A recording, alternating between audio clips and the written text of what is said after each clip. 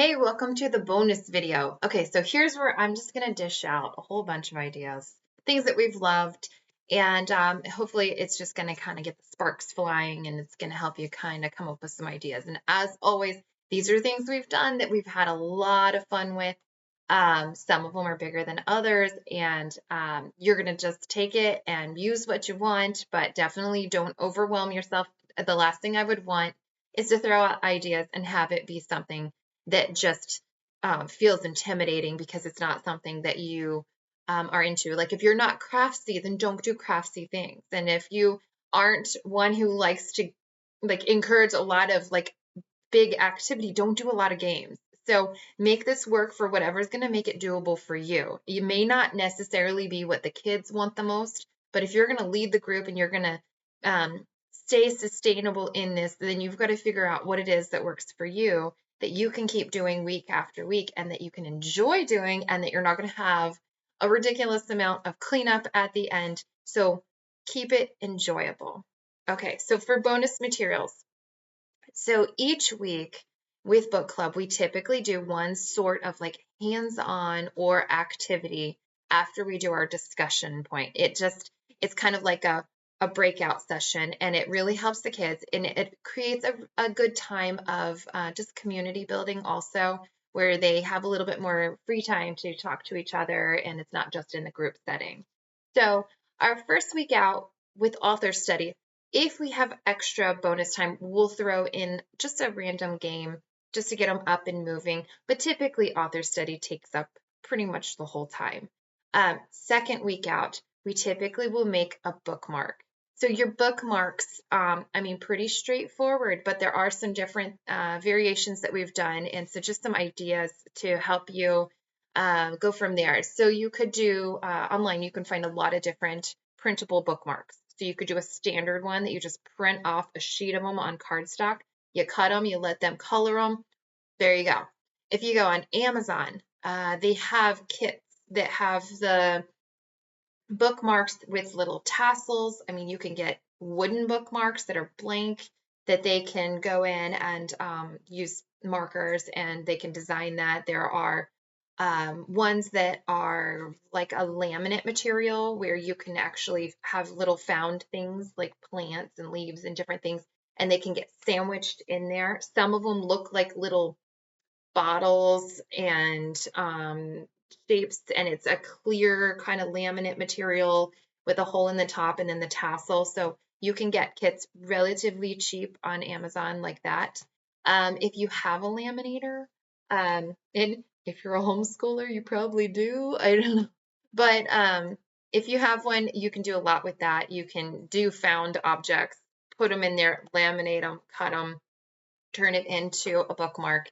You could take any picture that you want to do. You can take a photograph, anything like that.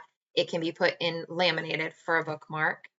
A lot of the bookmarks that we've done over the years have been the little corner huggers. They hug the corner of the page, and some of them, it's kind of like an origami type of deal that you fold it up and then you will use, you could either just draw it on or you could use construction paper and make little faces.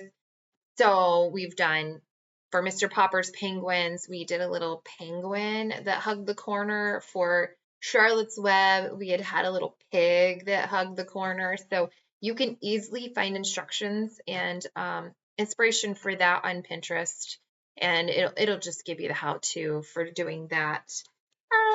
Other types, I think that's pretty much what I had. Like if you do a rotation of those different styles of bookmarks, you'll be covered the whole year. I mean, really, if you do 5 books a year, we're just talking about 5 bookmarks to come up with. Another thing that we've done as a hands-on type of activity is a notebooking page.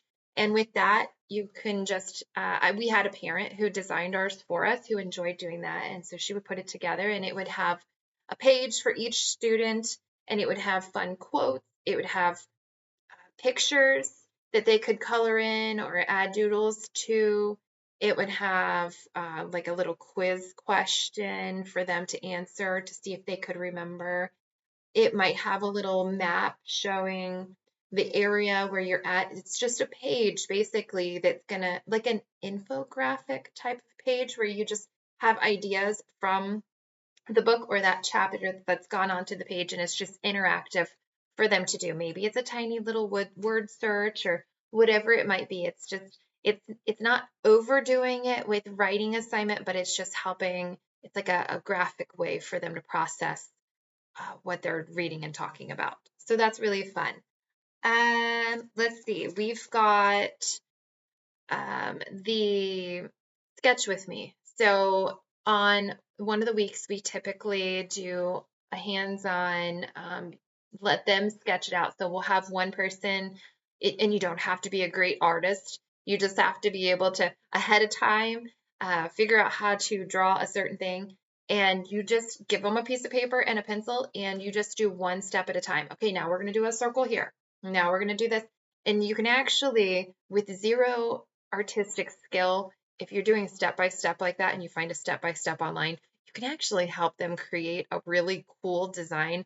I remember when we did the Boxcar Children, we did a train, and we just worked with perspective, and we did the little kind of like the V shape so that it looked like the train was going, into the distance. And it just was something that most of them had never done before. And they did fantastic. Our 5-year-olds had a great looking train going off into the distance. Or no, it wasn't the Boxcar Children, it was the Railway Children. I'm sorry, Railway Children. But that was a really great example of helping them to do a one by one or a one-on-one and walking them through how to create that.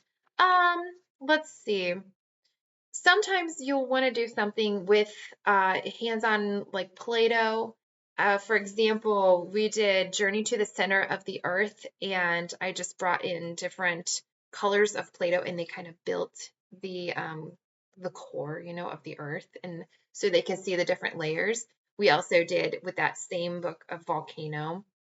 So, I mean, that's intense, but it totally depends on what you're into, how much depth you want to go into. But Play-Doh can go pretty far if you're in a facility that you can use it. You can ask them to sculpt different elements of the story. You can have them set by tables, asking them to sculpt different things per table. So that's some different ideas for hands-on with something like that. And then that's reusable and it's just ready to go. It might not be Play-Doh. You could do air dry clay or something like that if you want them to take it home. Another hands-on activity that we do are games. So probably my best tip yet is you can design some form of sharks and minnows for pretty much every book that you are reading. Instead of it being sharks versus minnows, you just take whatever your characters are and you put your characters against each other. And so, I mean, if you did that for every book and that was at least one week, you did some version of a sharks and minnows, kids love that game. They do not get tired of it. Every time you do it, they cheer. So that is probably one of the most golden tips I could give you is just convert sharks and minnows to whatever you need. Another thing for games that we've done a lot of different versions of over the years is just some sort of a hunt and have them hunting, looking for different things. So those are some quick tips on some of the hands-on. So now let's talk about the parties. So the parties on the last video, I gave you a lot of ideas on just doing movies or games or anything like that. But with the parties, some of our more elaborate parties, I just want to give you some ideas just so you can have these in your mind for things to think about, but definitely you do not need to go as intense as this if you don't want to. But last year, one of our best parties, we ended the year with a big finale.